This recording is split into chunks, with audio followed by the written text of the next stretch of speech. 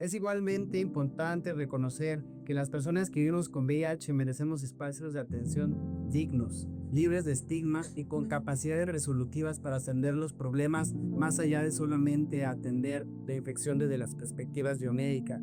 El tratamiento antirretroviral es sinónimo de vida y su entrega oportuna y constante y sin interrupciones constituye un derecho fundamental que debe garantizarse absolutamente en todos los momentos.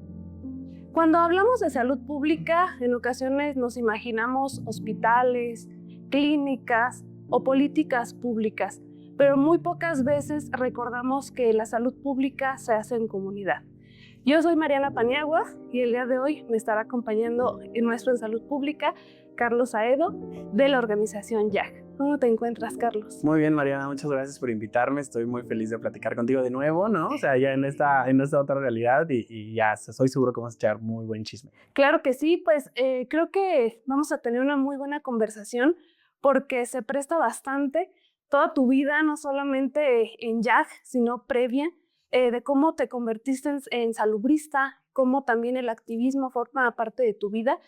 Y bueno, para adentrarnos ya a esta rica plática que vamos a tener, que nos puedas contar cómo fue, por qué estudiaste salud pública, cómo es que dijiste en un momento, esto no solamente se trata de mí, sino que hay muchas personas a mi alrededor que necesitan esta parte del activismo. Ya, pues, vaya, soy una persona que siempre se ha identificado con el área de salud, ¿no? O sea, como desde pequeño, como que de repente, no sé, en Pokémon me gustaba mucho la enfermera, ¿no? La enfermera yo era mi personaje favorito y los Pokémon de enfermerita eran como los chidos y como que sabía, ¿no? Que parte de lo que yo tenía que hacer, de hecho, desde la prepa que te ponen en esas áreas, pues mi área favorita era la de las que te enseñaban ciencias de la salud y pues me tocó, ¿no? Ser enfermero desde la parte técnica. Entonces ahí como que desarrollé esta sensación de querer hacer algo que tenga que ver sobre el cuidado, ¿no? O sea, que era como mi primera identidad política que creo, que invento, que me adhiero es, bueno, soy enfermera, ¿no? Soy enfermera con identidad política y quiero ser alguien que cuide, ¿no? Y que no solamente cuide, sino que se profesionalice en el cuidado. Luego tengo la oportunidad de estudiar también la licenciatura, ¿no? Propiamente en enfermería. Y lo de la salud pública, pues eso ya viene después, porque cuando yo estoy estudiando, no, lo primero que se me ocurre es que quería ser geriatra, ¿no? O sea, me gusta el área de la geriatría porque en verdad tengo una vocación de cuidado bastante importante. Luego pasan cosas, ¿no? Como a las personas le pasan cosas, ¿no? A mí también me pasaron cosas. Una de esas cosas es que me atravesó con mi propio diagnóstico de VIH y eso pues cambia completamente la narrativa del deber ser, el qué quiero ser, el cómo puedo ser o el qué se me permite ser en el mundo de la salud, ¿no? Ahí claramente empieza pues, una lucha distinta, ¿no?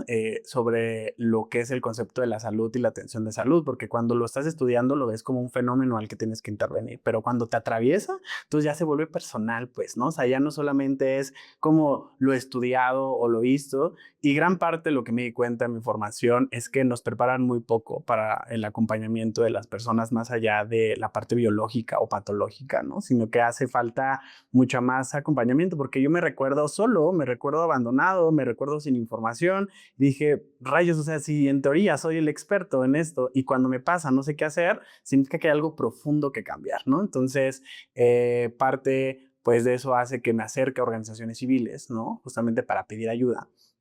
Y ahí encontré un nicho, ¿no? Donde trabajé. La primera organización que me acompañó fue Casa Muñecas Tiresias con Kenia Cuevas, ¿no? Hace un montón de años.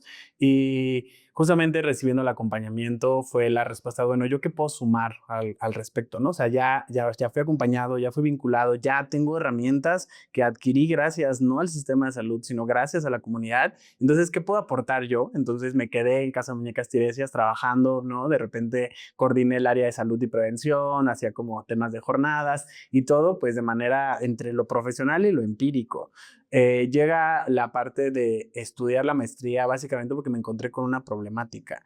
La voluntad no basta, ¿no? Y entonces cuando tú avanzas o cuando tú empiezas a liderar procesos comunitarios, te das cuenta que solo ser enfermero no basta, solo ser una persona que lo vive tampoco basta, sino que se necesitan más herramientas para poder incidir al nivel que a mí me interesaba incidir, ¿no? Es por ello que dije, bueno, si hay que profesionalizarse al respecto, pues lo hacemos, ¿no? Y fue que ingresé a la maestría en salud pública, particularmente estudié el área de ciencias sociales y de comportamiento, porque era afín a lo que yo quería estudiar cómo las organizaciones, como la comunidad, ¿no? Son este pilar fundamental de una respuesta hacia un problema de salud pública. En particularmente, pues yo me quedo casado con el tema del VIH, ¿no? Pero sin embargo sabemos que pues, los problemas de salud pública no vienen solitos, ¿no? Sino que vienen acompañados de distintos procesos, y entonces hay que estudiar y analizar todos esos procesos, ¿no? Entonces ahí como yo llego un poco, sí, con la parte personal, también con la parte de la identidad previa que ya había adquirido, de decir, yo quiero sumar al mundo desde la parte de la salud, y entonces encontré mi nicho, encontré mi tema, ¿no? Porque es algo que los salubristas entendemos muy bien, ¿no? O sea, no eres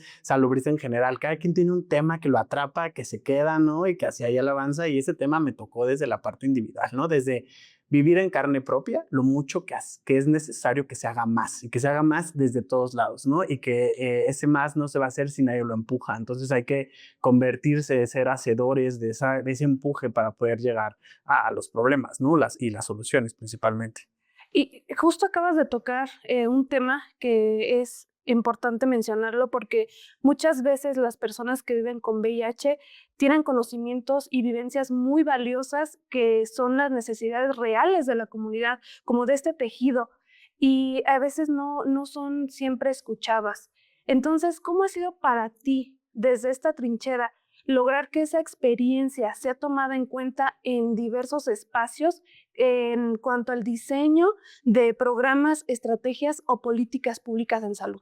Ese es uno de los temas más relevantes cuando hablamos al menos de una problemática en salud pública que incluye muy particularmente rasgos de las ciencias sociales, y es tomar en cuenta y escuchar esos saberes colectivos comunitarios que se van generando alrededor de la historia. La epidemia de VIH es una epidemia que está caracterizada, ¿no? Principalmente por el estigma, por la discriminación, por la focalización en grupos que de por sí, con o sin VIH, ya la estaban pasando mal, ¿no? Y de repente, no sé si les ha pasado a los que nos están escuchando o a ti, Mariana, cuando lees una política pública, una norma oficial mexicana, una guía de atención, que la lees y dices, está muy linda, pero esto no funciona así, ¿no? O sea, no hay manera de implementar esto porque se basa en ideales, ¿no? Que la gente no tiene, ¿no? Entonces, creo que no necesariamente lo institucional está mal, sino que más bien muchas veces no está contextualizado, y muchas veces las exigencias de la sociedad civil son exigencias que no pueden entrar dentro del marco institucional. Entonces queda esa disyuntiva de que ambos tienen razón, pero no se puede llegar a un consenso porque hay como una batalla discursiva, ¿no? Empieza a haber como esta división de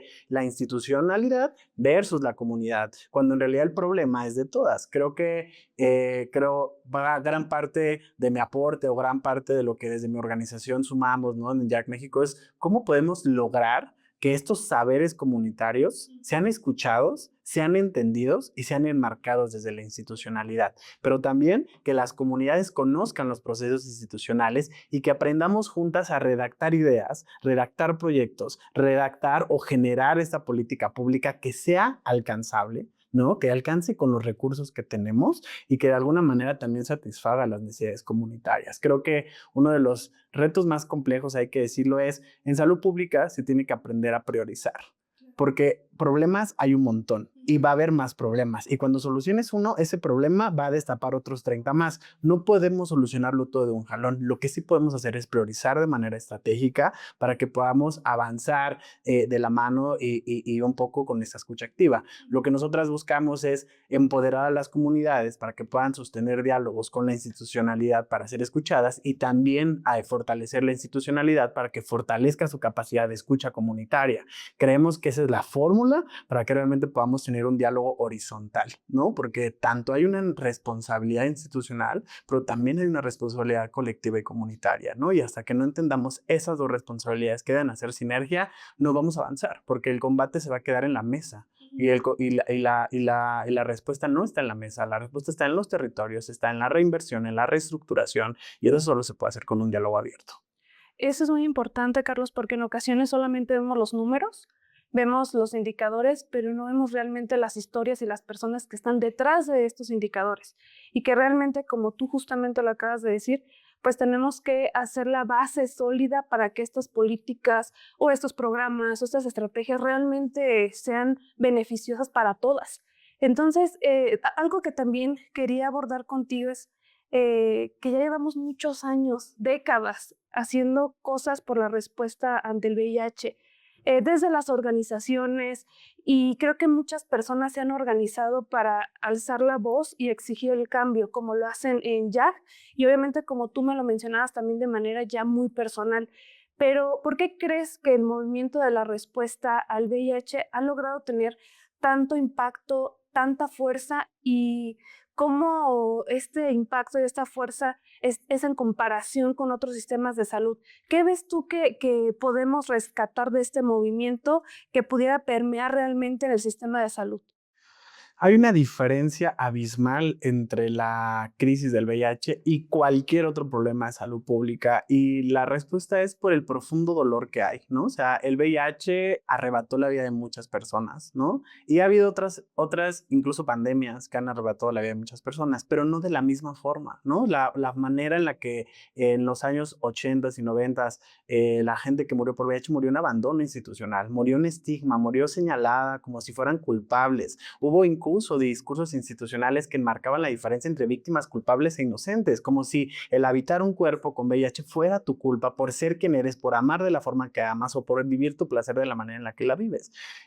Muchas de las comunidades que se generan, ¿no? Son comunidades que están con un duelo colectivo histórico, ¿no? Que además logró encontrar su nicho en la resiliencia comunitaria. La respuesta, ¿no? La primera vez que un cuerpo fue recogido, que fue acogido, que fue acompañado, no fue por la parte institucional, fue por la parte comunitaria.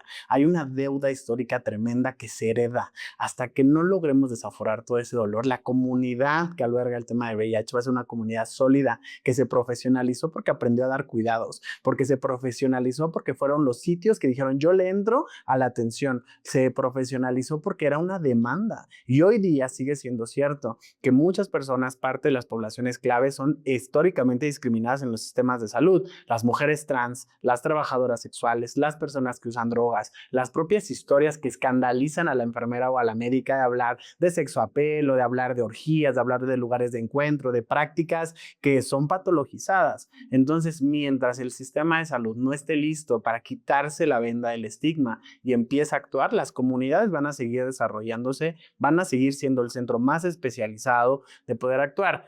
Muchas veces caemos en el estigma incluso positivo, ¿no? De que el profesional de la salud es el experto en salud, ¿no? Y es el que más sabe y es el que tiene la última autoridad. Pues desafortunadamente, cuando hablamos de temas como el VIH, muchas veces esa enfermera, esa médica, no son las que más saben sobre el tema, sino que incluso son las que más están generando información negativa, ¿no? Que está empujando. Entonces, la sociedad civil ha logrado tener una fuerza importante en este tema porque es frontal, porque es directa, porque no le teme hablar de las temáticas, ¿no? No les teme hablar frontalmente y atender directamente a las comunidades.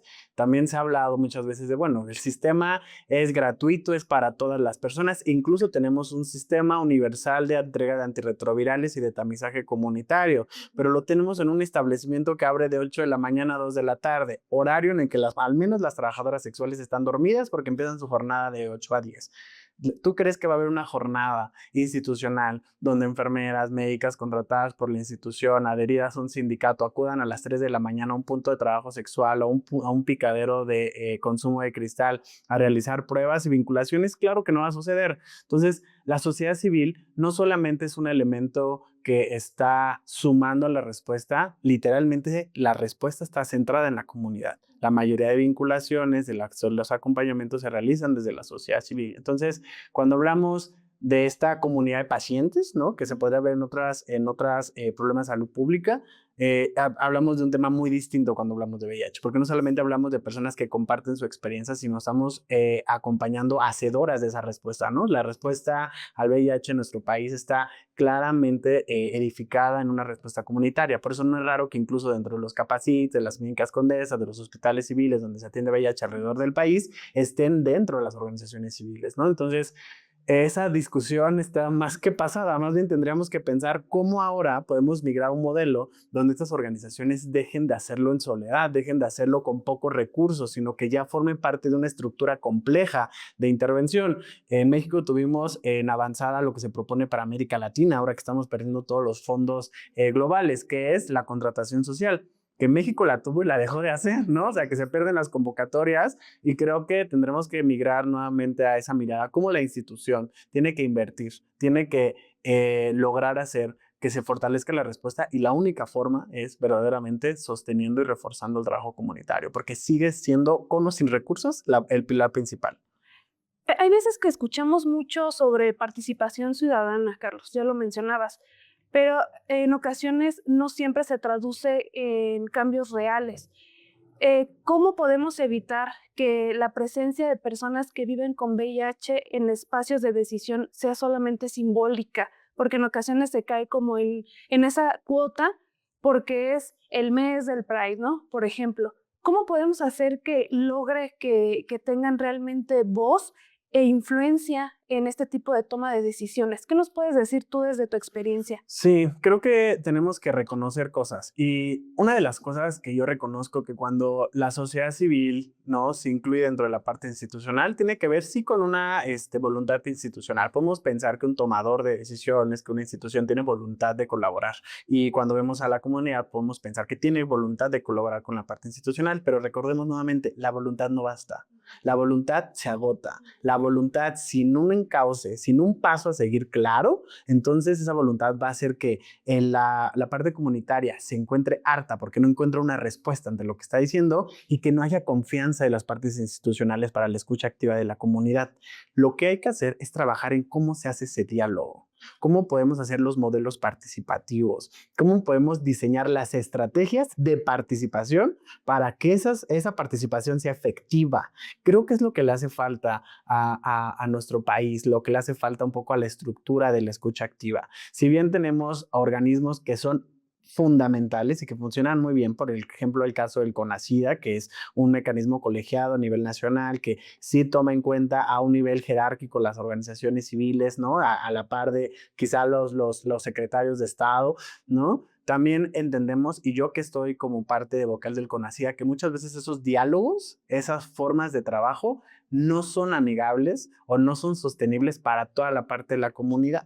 Porque hablamos, ¿no?, de comunidades que pueden ser lideradas como Medical Impact o como YAR México, como Inspira, que están altamente profesionalizadas, que tienen personas que tienen esta dualidad, ¿no?, de soy población clave, pero también soy un profesional y entonces puedo tener el diálogo. Pero ¿qué pasa con las organizaciones que no necesariamente cumplen con estos criterios? ¿Qué pasa con las agrupaciones de poblaciones trans? No es que no sepan, no es que no tengan las habilidades, es que el sistema no está diseñado para ellas. Y ese es el problema que tenemos que reconocer, ¿no? Cuando el diseño no es amigable para todas las voces y no puede recopilar todas las experiencias, entonces el problema es el diseño, no las personas que no encajan en ese diseño que estaba actualmente. Creo que hoy día no podemos solamente pedir más voluntad. La voluntad, mira, la damos por hecha. Lo que queremos es una construcción más amplia sobre cómo participamos y hacia dónde se van, ¿no? Y esto también generará que generemos nuevos indicadores, que haya presupuesto que se asigne para esas participaciones.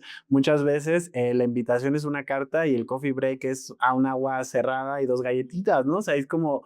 Y esa clase de detalles se nota, ¿no? La austeridad de cómo se dan esas dinámicas de colaboración. Necesitamos más, necesitamos que eso se tome en serio, ¿no? Que no solamente sea, como dices tú, una cuota, o sea, una parte como de esto se hizo comunitariamente, sino que realmente se busque esa construcción y eso es complejo. Eso no es fácil, eso demanda que alguien dirija hacia esa construcción de un diálogo más horizontal.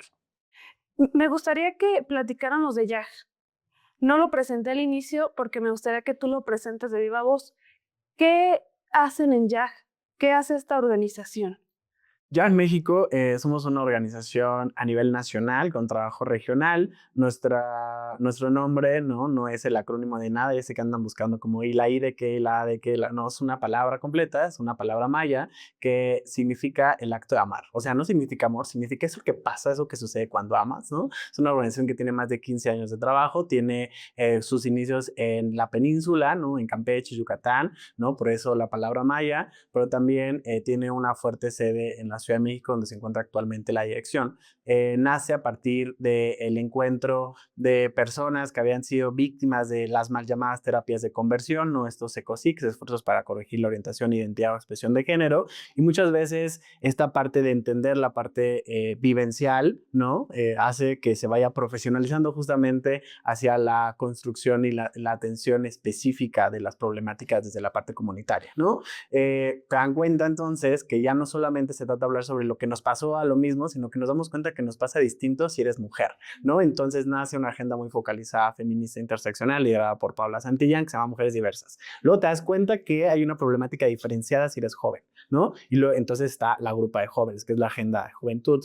Y luego, ¿no? Pues a partir de la epidemia de la COVID-19 nos damos cuenta que hay problemas de salud, ¿no? Que no nos va igual que a los demás, ¿no? La COVID tuvo un impacto diferenciado en poblaciones de la diversidad sexual, ¿no? Y entonces nos damos cuenta que el VIH tiene un impacto diferenciado en temas de la diversidad sexual, pero también la salud visual y también muchas esferas. Entonces habría que hacer una agenda específica de salud, ¿no? Esa agenda específica de salud se llama Salud Positiva, que es la que coordino yo a nivel nacional y nos encargamos justamente de dar acompañamiento a las personas, hacer una escucha con el trabajo territorial, realizar investigación, ¿no? Que nosotras creemos que los datos comunitarios tienen que pasar o una buena práctica es documentarlos mediante investigación formal, porque eso nos permite que dejen de ser anecdóticos. No es lo que a mí me pasó, ¿no? Es lo que le pasa a una comunidad entera y eso lo vamos a lograr a partir de la data de la investigación. Entonces nos juntamos con las más listas del salón, entendemos que necesariamente nosotras como ya, pues quizá sigue siendo anecdótico y nos juntamos, por ejemplo, tenemos investigaciones con la UNODC, tenemos investigaciones con la UNAM, tenemos investigaciones con el COPRED, ¿no? Y con distintos mecanismos para poder utilizar esa arma para llegar a nuestro siguiente eje rector, que es la gestión del cambio. Buscamos involucrarnos activamente en la creación de políticas públicas, en la creación de leyes o la derogación de las mismas, ¿no? Uno de nuestros grandes logros es que logramos ya casi a nivel nacional y a nivel federal, casi en todos los estados, la tipificación de las ECOSIX, ¿no? Como un delito, que no era un delito, ¿no? Y que ya logramos que se hiciera, ¿no? Pero también trabajamos fuertemente acompañando la derogación del tipo penal riesgo de contagio, pero también somos parte del CONACYA para poder construir la política pública que se encuentra en acción y también buscamos representar a México a nivel regional con las distintas agencias. Por eso es que vamos de repente a encuentros de por acá, vamos a compartir la buena práctica y buscamos tener una agenda integral que no deje a un lado el acompañamiento comunitario, pero que también gracias a cómo se ha construido la organización y a las personas que la integran, podamos ser ese agente que hace investigación, que hace incidencia política, que hace estos cambios y que de alguna manera pues sume en completud, ¿no? Entonces, para resumen, YAG es una organización multiagenda, ¿no? Donde tenemos distintas agendas y una de esas agendas es la salud. Si bien nuestra agenda de salud tiene un componente de prevención combinada de VIH, en realidad hablamos de muchos otros aspectos que tienen que ver con la salud, como la salud mental, el bienestar, el placer y demás cosas. Pues ya para Medical Impact es muy importante y te agradecemos, Carlos. Es extensivo el agradecimiento a todas las personas que elaboran y son parte de YAG, porque creo que son aliados muy importantes para nosotros, que nos dan desde capacitación, que a veces hasta creo que en cosas técnicas también nos echamos la mano y es muy buen trabajo el que ustedes realizan. Así que todo el agradecimiento y también pues todo el reconocimiento hacia ustedes. Y bueno, ya que nos platicas toda esta parte de lo que ustedes realizan, ¿cuál ha sido uno de los mayores retos a los que se han enfrentado al momento de dialogar con alguna autoridad o con tomadores de decisiones? Creo que uno de los mayores retos y que comparto, creo que a nivel multiagenda, ¿no? No solamente en materia de VIH, es cuando identificamos que lo que se necesita hacer no se puede hacer. Y que no se puede hacer no porque no haya voluntad, sino porque quizá los recursos, la infraestructura o las acciones o incluso, ¿no? En la configuración del terreno político no se logra hacer. Y creo que lo más complicado es llegar a la respuesta a la pregunta, bueno, ¿y cómo sí? ¿No? No me puedes dar todo esto que te estoy pidiendo, que es todo lo que necesitamos, todo lo que merecemos. Ya entendí que no se puede, pero entonces sí que se puede, ¿no? O sea, ¿cómo sí puedes darme algo para yo tener esa sensación? Y entonces a veces esta falsa sensación de ceder, ¿no? De, bueno, es que no se logró todo, bueno, pero lograste lo más urgente. Y creo que también eso es difícil para las organizaciones y para las comunidades. Claramente entendemos que merecemos todo, pero también debemos entender que a veces no se puede todo de un jalón, ¿no? Y poder como trabajar desde esta parte individual de, ok, vamos a avanzar con esto y quizá no me toque a mí. Quizá no te toque a ti, Mariana, ¿no? Ni a Medical Impact, ni a Jack México llegar al fin de la epidemia de SIDA, pero al menos debemos llevarnos esa idea de hice todo lo que pude, ¿no? Hicimos el arranque que se pudo, dejamos este relevo generacional, ¿no? Entendiendo que merecemos más, pero que no necesariamente lo vamos a obtener de un jalón, ¿no? Entonces, esos son los diálogos que son complejos, ¿no? Porque pues te quedas con las ganas de azotar la puerta, pero sabes que si azotas la puerta la dejas cerrada y esa puerta cerrada no solo es para ti, viene para todos los demás de la comunidad, ¿no? Entonces, más bien el reto es generar estos mecanismos donde la frustración se convierta más bien en un motor para seguir avanzando y ver cómo podemos dar estos baby steps, este paso a paso, estos pequeños como sí, ¿no? Aún existen retos importantes en el acceso a la salud, también en la prevención y en el tratamiento y el combate al estigma.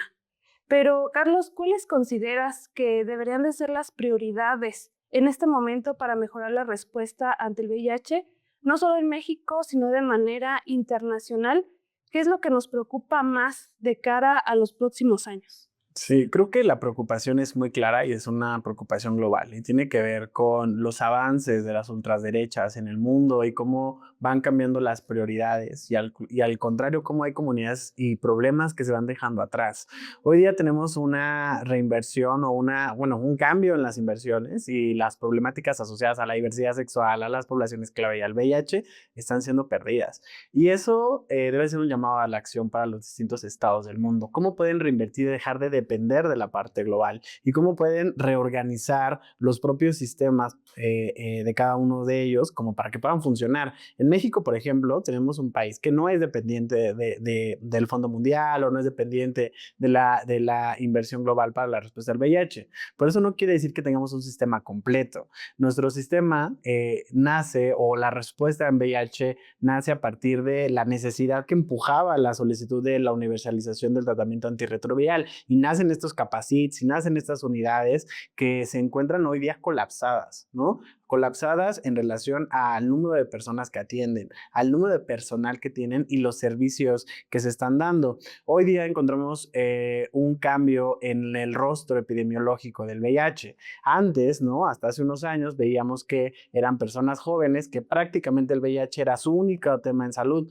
Hoy encontramos a que las personas con VIH no nos morimos, ¿no? Entonces, si no nos morimos, llegamos a viejos. Y si llegamos a viejos en nuestro país, llegamos a con las condiciones y factores de riesgo. Entonces, encontramos personas con diabetes, con hipertensión y con otras comorbilidades que no necesariamente los capacites están listos para poder atender.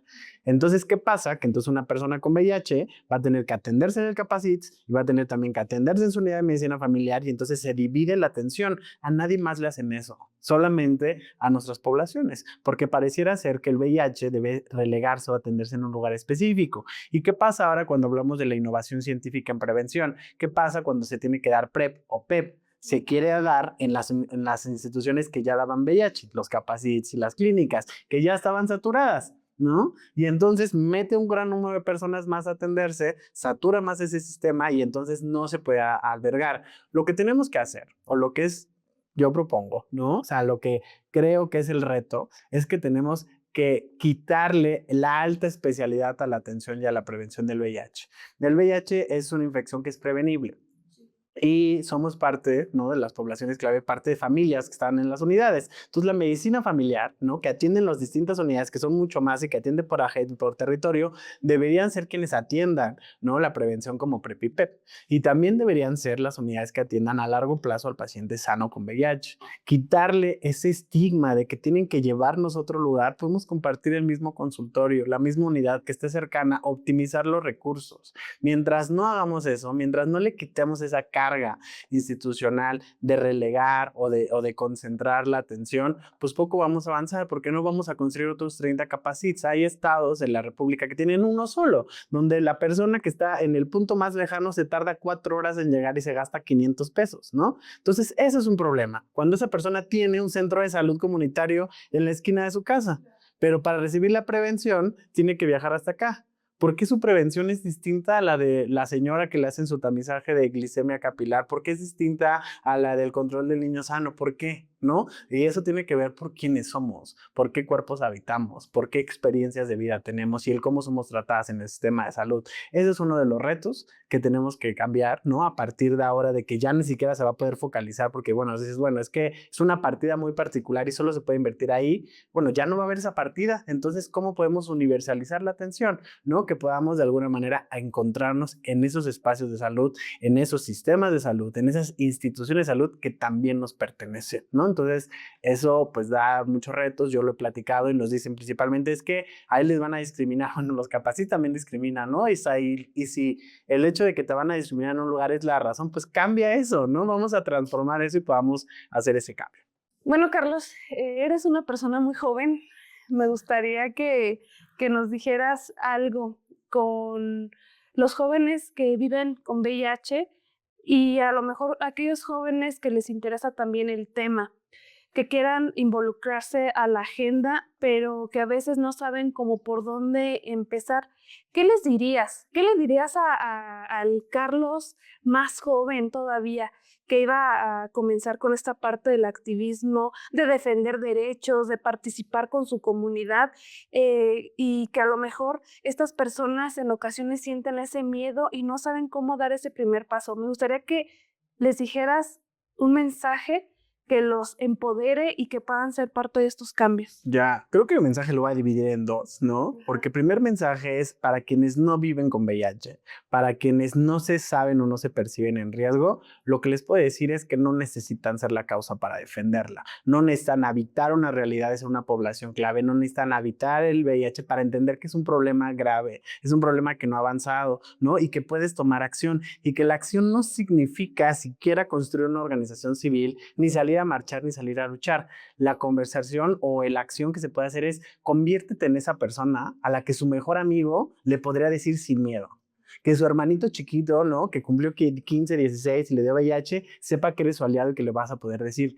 Si la gente teme de contarte algo así por tu reacción, entonces hay algo que estás dando un mensaje de que no eres un lugar seguro. Conviértete en ese lugar seguro. Conviértete en ese lugar donde se haga un chiste sobre xerofobia, ¿no? Decir, ¿sabes qué? Eso no está chido, ¿no? Eso no está chévere, no es gracioso. Conviértete en esa persona que logra romper, ¿no? Las dinámicas que hemos normalizado el estigma. Eso es la forma de actuar.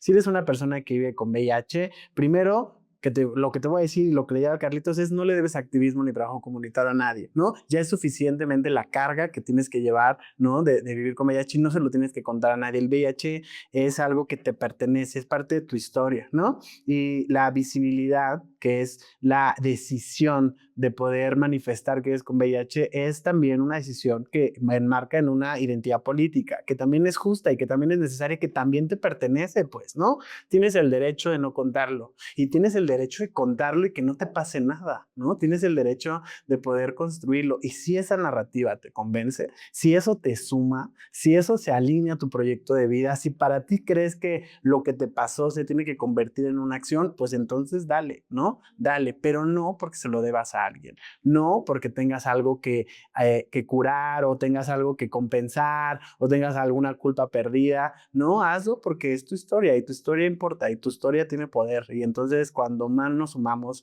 a las causas colectivas, pues más grandes podemos llegar a las soluciones, ¿no? De manera junta podemos llegar a las soluciones de una manera más pronta, pero también te puedes quedar, ¿no? Tranquilamente a vivir tu vida y seguir tu proyecto de vida y que no tenga nada que ver el VIH, ¿no? O sea, creo que también bien. Las personas que decidimos manifestarlo es porque encuaja, ¿no? Dentro de lo que soñamos y de lo que vemos y de lo que sentimos, ¿no? Y que a veces quedarse callado no es una opción, que es mi caso, ¿no? O sea, callarme no era una opción, era todo lo contrario, ¿no? Pero para quien sí lo sea, también es una alternativa. Pero eso también demandará lo mismo. No necesitas ser un activista, no necesitas voluntariar en una organización civil para acompañar quizá a la persona que te lo cuente, ¿no? Porque puede ser que desde la paridad nos encontremos esas soluciones. Participar en los grupos de acompañamiento, quizá lo que te pasó a ti, cómo lo afrontaste, le puede servir a otra persona para que no tenga que pasar por los 10,000 pasos que pasaste tú, ¿no? Entonces, esas también son formas de hacer comunidad, también son formas de hacer activismo, desde lo individual, desde lo cercano, desde tu círculo, ¿no?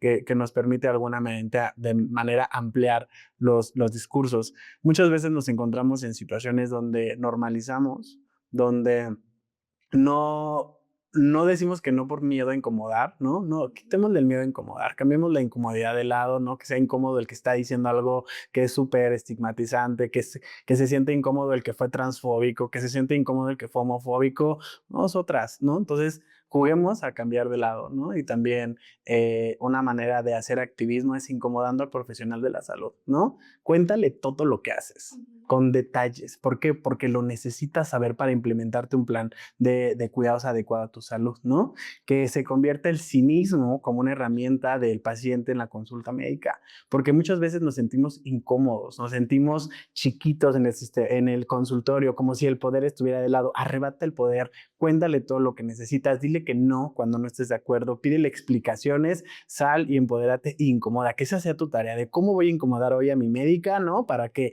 esta persona pueda llevarse el reto de entender y atender de una manera más adecuada. Y ese también es un activismo que quizá no te va a tocar verlo, pero la siguiente persona que se siente en ese consultorio se va a encontrar con un profesional más sensibilizado. Justo, pues hay que ser disruptivos también.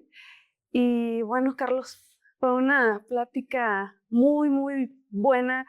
Me gustó mucho platicar nuevamente contigo ahora ya de manera presencial, conocer un poco más de tu historia, de YAG, de toda esta lucha que nos compromete a todas, no solamente a unos cuantos, es de todas la lucha a final de cuentas.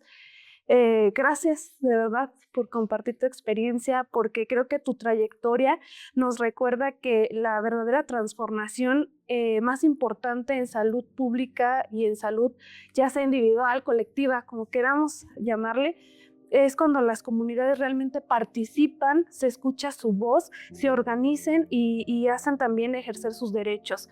Así que, bueno, Carlos, gracias por estar aquí el día de hoy conmigo y gracias a YAG México también por todo lo que realizan y esperemos que pues no sea la única vez que nos veamos por estos lados. No, ya hay que entrevistar juntos, ¿no? Así como de Sí. la hora de opinar con Mariana y Carlos. Sí, ¿verdad? Y gracias a ti por la invitación, Mariana, y también gracias a Medical Impact por todo el trabajo que tienen. La neta es que me gusta decir que somos organizaciones hermanas, ¿no? Porque nos llamamos, nos convocamos, nos hacemos comunidad, ¿no? Dentro de otra parte de hacer comunidad, y eso está bien chido. Saber que hay organizaciones que están ahí acompañando y respaldando los trabajos es algo que la neta se agradece un montón. Hay muchas necesidades y esas necesidades tienen que atenderse por todas las manos posibles, ¿no? Entonces aquí andamos para meter las manos a lo que ustedes nos convoquen, ahí estamos, ¿no?